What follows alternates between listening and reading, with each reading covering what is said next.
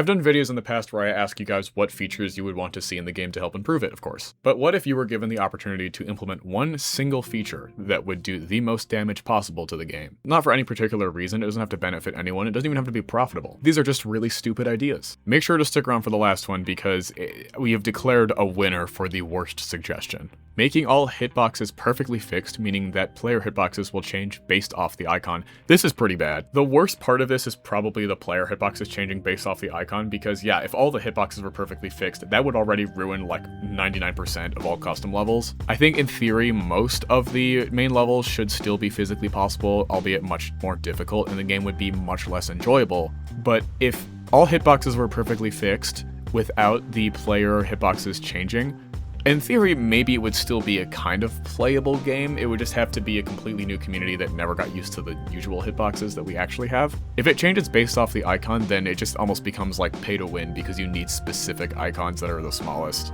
Although, honestly, both of these changes would just completely nuke the game. This one's pretty good. In-game subscriptions. Yeah, this is better than a lot of the ones I got, which literally just said the word microtransactions, which is like, no shit, what kind of microtransaction? Technically, if you just make it so you can buy orbs, that is microtransactions, but I don't think that would ruin the game. It would make it worse, but like, generally speaking, it would just be like icon hack, but pay to win. It's not that big of a deal. Don't get me wrong, it would still suck, but I don't think it would kill the game. In-game subscriptions, you could probably do more with. Like, if you made it so that you had to subscribe every month, like, I don't know, $7 or something in order to even, like, have access to the editor, that would be so bad.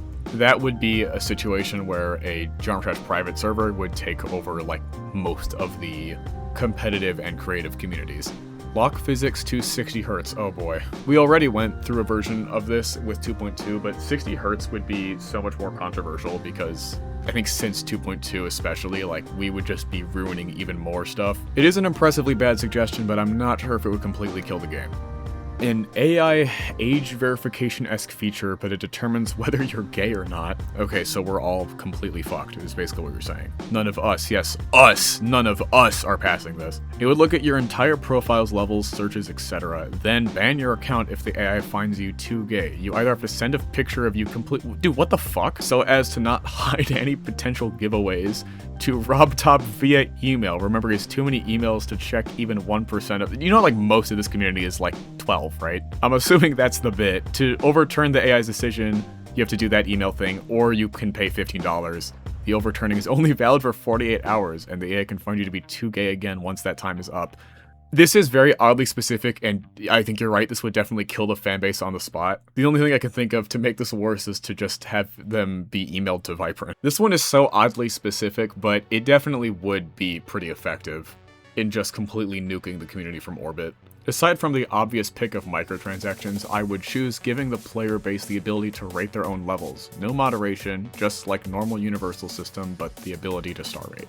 Honestly, I do think that would do a lot of damage. There would be a lot of stupid levels that would just be rated Extreme Demon. It would mess up everybody's stats, but I'm not entirely sure that that would actually kill the community. It would come pretty close, but if I'm reading this correctly, in the sense that it's the normal system right now, it's just that it would have stars attached to it as well, then if a 2-star gets rated as an Extreme Demon, and then more people play it and are like, hey, this is a 2-star, then majority opinion would just rule. But that also does trust the general public to not, like, completely mess up how the rates would work.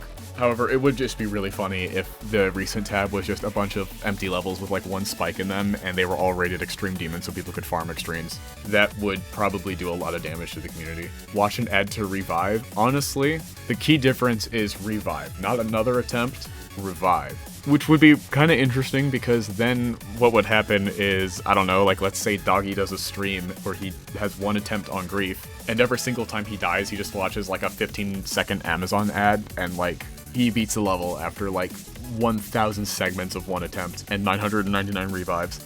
Or what would be even worse is if you could pay to revive, which would mean you could just pour a bunch of money into saying that you beat a top level. That would be messed up.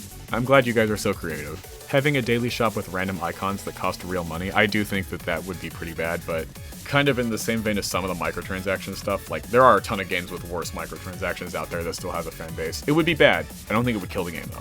You can buy rates. This is pretty nasty, honestly.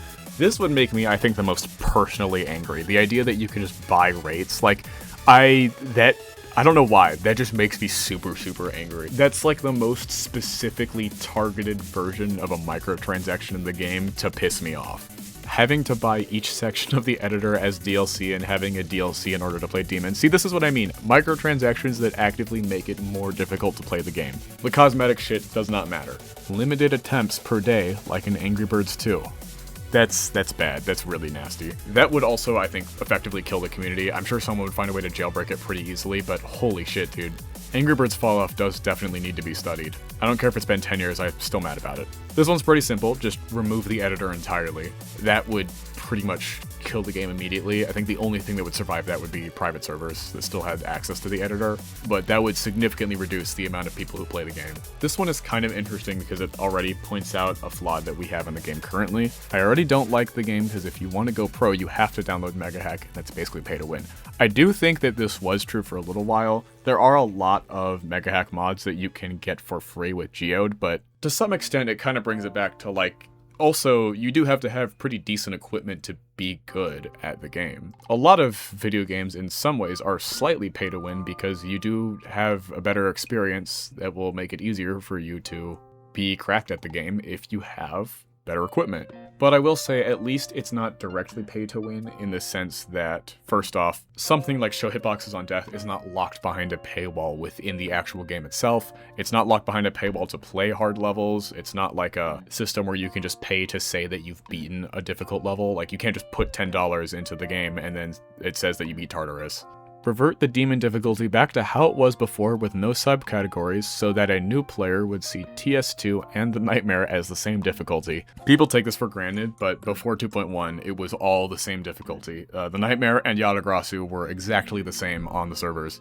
It is still pretty wild that like Accu and Thinking Space 2 are technically the same difficulty, but at least you have to be tapped in enough to the community to understand the range of extreme demons to really even get to that point in the game. This would be pretty bad. There would be so many people who are completely confused as to why they could reasonably beat a bunch of the easy demons, but nothing harder than that. Then again, I don't think this would actually kill the game. I think this would probably severely damage it, but a lot of people would just probably use a mod like from Geode to restore it. Alright, the last feature that we have that would definitely be the worst thing that would single-handedly completely destroy the community with almost zero effort is introducing generative AI.